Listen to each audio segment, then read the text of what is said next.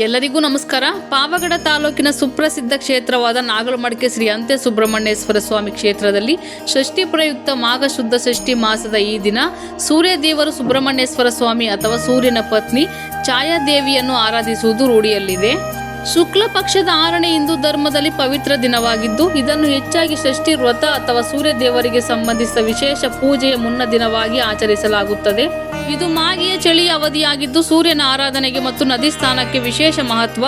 ಶ್ರೀ ಸುಬ್ರಹ್ಮಣ್ಯೇಶ್ವರ ಸ್ವಾಮಿ ಕ್ಷೇತ್ರದಲ್ಲಿ ಜಾತ್ರಾ ಮಹೋತ್ಸವವನ್ನು ಏರ್ಪಡಿಸಲಾಗುತ್ತದೆ. ಮಾಘ ಮಾಸದ ಷಷ್ಠಿ ಜಾತ್ರೆಗೆ ಕರ್ನಾಟಕ, ಆಂಧ್ರ ಭಾಗಗಳಿಂದ ಭಕ್ತಾದಿಗಳು ಆಗಮಿಸಿ ಶುದ್ಧ ಮನಸ್ಸಿನಿಂದ ವ್ರತ ಆಚರಿಸುವುದರಿಂದ ದರಿದ್ರ ನಾಶವಾಗುತ್ತದೆ ಎಂಬ ನಂಬಿಕೆಯ ಪೂಜೆ ಸಲ್ಲಿಸುವ ಮುಖಾಂತರ ದೇವರ ದರ್ಶನ ಪಡೆದು ಪುನೀತರಾಗುತ್ತಾರೆ.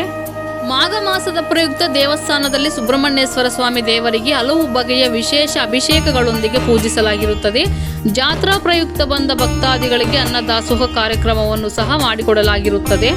ಆಲಯ ಪ್ರಧಾನ ಅರ್ಚಕರು ಬದ್ರಿನಾಥ್ ಸ್ವಾಮಿ ಅವರು ಮಾತನಾಡಿ, ಮಾಘ ಶುದ್ಧ ಷಷ್ಠಿ ಪರ್ವದಿನ ಬೆಳಿಗ್ಗೆ ಸ್ವಾಮಿಯವರಿಗೆ ಪಂಚಾಮೃತ ಅಭಿಷೇಕ, ಕ್ಷೀರಾಭಿಷೇಕ, ಮನಪೂರ್ವಕ ಏಕಾದಶವಾರು ರುದ್ರಾಭಿಷೇಕ, ಸುಬ್ರಹ್ಮಣ್ಯ ಅಷ್ಟೋತ್ತರ, ಸುಬ್ರಹ್ಮಣ್ಯ ಸಹಸ್ರನಾಮಾರ್ಚನೆ, ಪ್ರಾಕಾರೋತ್ಸವ, ಅಷ್ಟಾವಧಾನ ಸೇವೆ, ಮಹಾಮಂಗಳಾರತಿ, ಮಹಾನೈವೇದ್ಯ ನಡೆದಿರುತ್ತದೆ. ಶ್ರೀ ಸ್ವಾಮಿ ಅವರು ಭಕ್ತರಿಗೆ ಆರೋಗ್ಯ ಅನುಗ್ರಹಿಸಲಿ ಎಂದು ಭಗವಂತನಲ್ಲಿ ಪ್ರಾರ್ಥನೆ ಮಾಡಿದರು. విశేషమైనటువంటి పర్వదినము. ಈ ದಿವಸ ವಿಶೇಷವಾದಂಥ ದಿವಸ ಮಾಘಶುದ್ಧ ಷಷ್ಠಿ ಪರ್ವದಿನ. ಈ ದಿವಸ ಬೆಳಿಗ್ಗೆ ಶ್ರೀ ಸ್ವಾಮಿಯವರಿಗೆ ಪಂಚಾಮೃತಾಭಿಷೇಕ, ಮಹಾನ್ಯಾಸಪೂರ್ವಕ ಏಕಾದಶವಾರ ರುದ್ರಾಭಿಷೇಕ, ಸುಬ್ರಹ್ಮಣ್ಯ ಅಷ್ಟೋತ್ತರ, ಸುಬ್ರಹ್ಮಣ್ಯ ಸಹಸ್ರನಾಮಾರ್ಚನೆ, ಪ್ರಾಕಾರೋತ್ಸವ, ಅಷ್ಟಾವಧಾನ ಸೇವೆ, ಮಹಾಮಂಗಳಾರತಿ, ಮಹಾನೈವೇದ್ಯ ಇದೆಲ್ಲ ನಡೆದಿರುತ್ತೆ.